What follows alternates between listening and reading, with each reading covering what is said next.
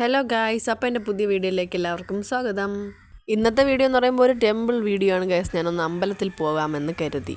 ഇന്നത്തെ വീഡിയോ എന്ന് പറയാൻ പറ്റത്തില്ല, ഇത് കുറച്ച് ദിവസം മുന്നേ എടുത്ത വീഡിയോ ആണ്. പനിയും ജലദോഷമൊക്കെ കാരണം എഡിറ്റ് ചെയ്യാനും വോയിസ് ഓവർ കൊടുക്കാനും വയ്യായിരുന്നു. ഇപ്പം നിങ്ങൾ കരുതും ഞാനും ചേട്ടനും കൂടെയാണ് അമ്പലത്തിൽ പോകുന്നതെന്ന്. പക്ഷേ അല്ല, ചേട്ടൻ വരുന്നില്ല ഗൈസ്. എന്നാൽ ഞാൻ ഒറ്റയ്ക്കും അല്ല ഗൈസ് പോകുന്നത്, വേറെ രണ്ടുപേരും കൂടെ. അങ്ങനെ ഞാൻ എത്തി ചേട്ടൻ എന്നെ അവിടെ ആക്കിയിട്ട് പോയി.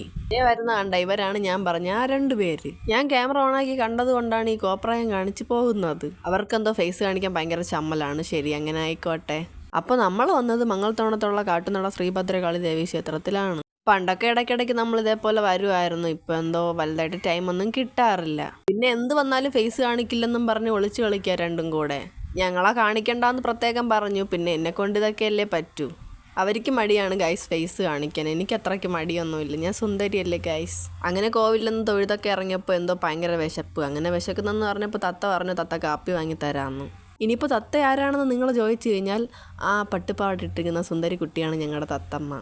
എല്ലാവർക്കും നിക് നെയിം ഉള്ളതുപോലെ അവൾക്കും ഉണ്ടൊരു നിക് നെയിം, അതാണ് തത്ത. ഞങ്ങൾ സ്നേഹത്തോട് തത്തമ്മ എന്ന് വിളിക്കും. അങ്ങനെ അവിടെ നിന്ന് ദോശയും ഓംപ്ലേറ്റും പപ്പടവും ഒക്കെ കഴിച്ച് ഞങ്ങൾ നേരെ വീട്ടിൽ വന്നു. വീട്ടിൽ വന്ന് കുറേ നേരം ഇരുന്ന് കുറേ ഫോട്ടോഷൂട്ടിനൊക്കെ ശേഷം തിരിച്ച് ചേട്ടൻ എന്നെ വിളിക്കാൻ വന്ന് ഞങ്ങൾ നേരെ ഇങ്ങ് പോന്നു. അങ്ങനെ വന്നപ്പോൾ നമ്മൾ വണ്ടി ഒതുക്കി വെക്കുന്ന സ്ഥലത്ത് ഒരു കുഞ്ഞ് കാക്ക കിടക്കുന്ന കണ്ടു.